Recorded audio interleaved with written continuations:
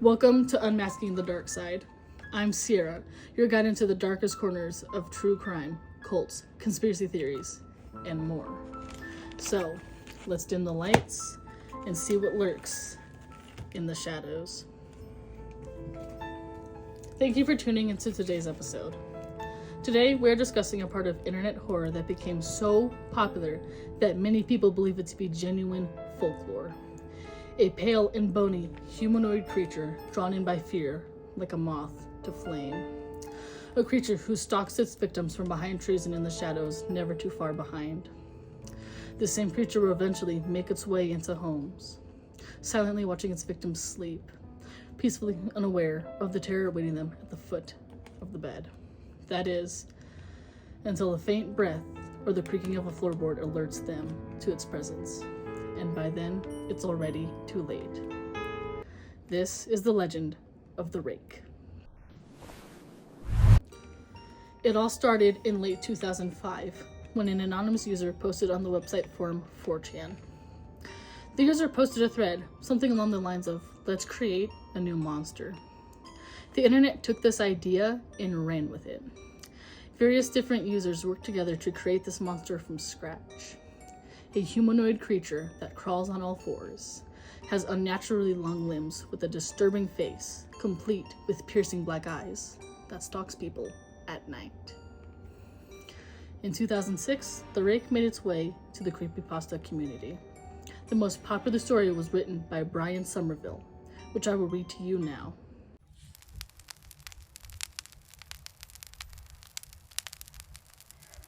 "3 years ago, I had just returned from a trip from Niagara Falls with my family for the 4th of July. We were all very exhausted after a long day of driving, so my husband and I put the kids right to bed and called it a night. At about 4 a.m., I woke up thinking my husband had gotten up to use the restroom.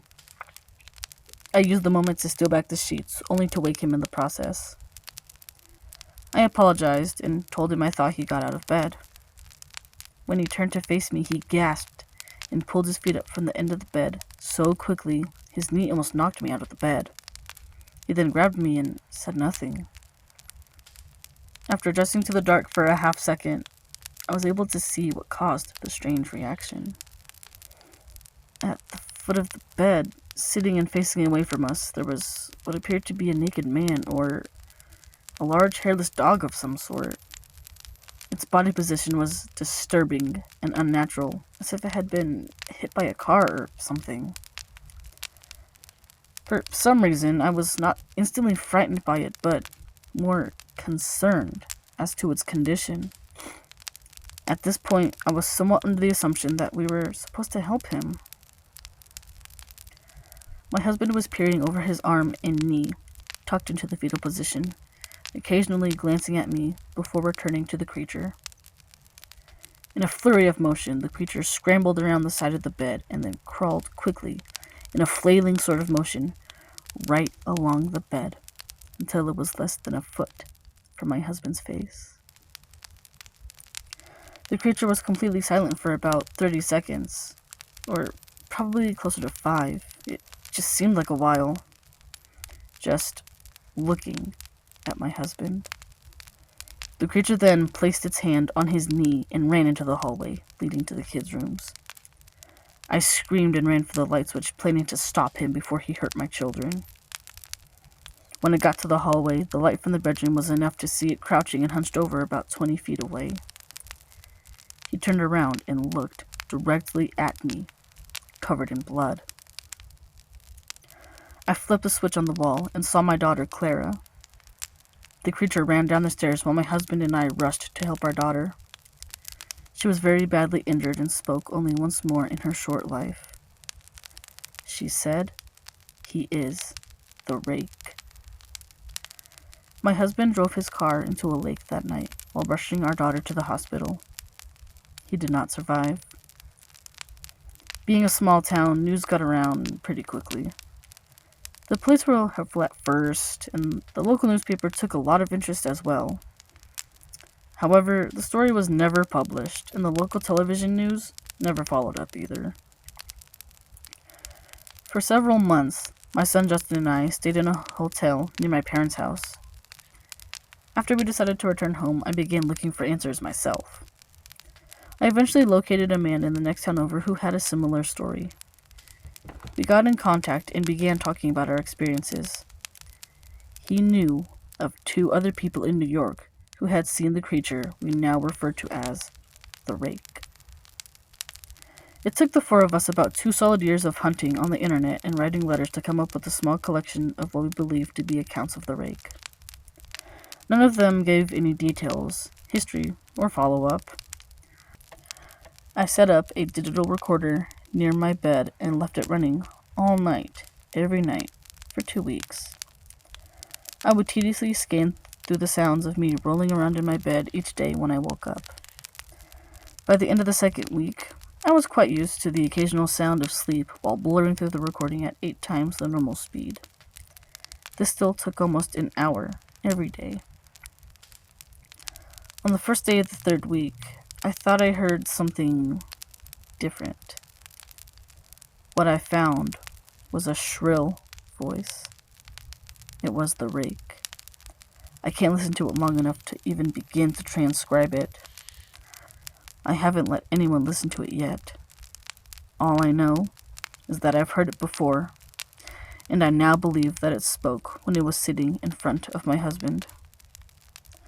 I don't remember hearing anything at the time, but for some reason, the voice on the recorder immediately brings me back to that moment. The thoughts that must have gone through my daughter's head make me very upset. I have not seen the Rake since he ruined my life, but I know that he has been in my room while I slept. I know, and fear that one night I'll wake up to see him staring at me.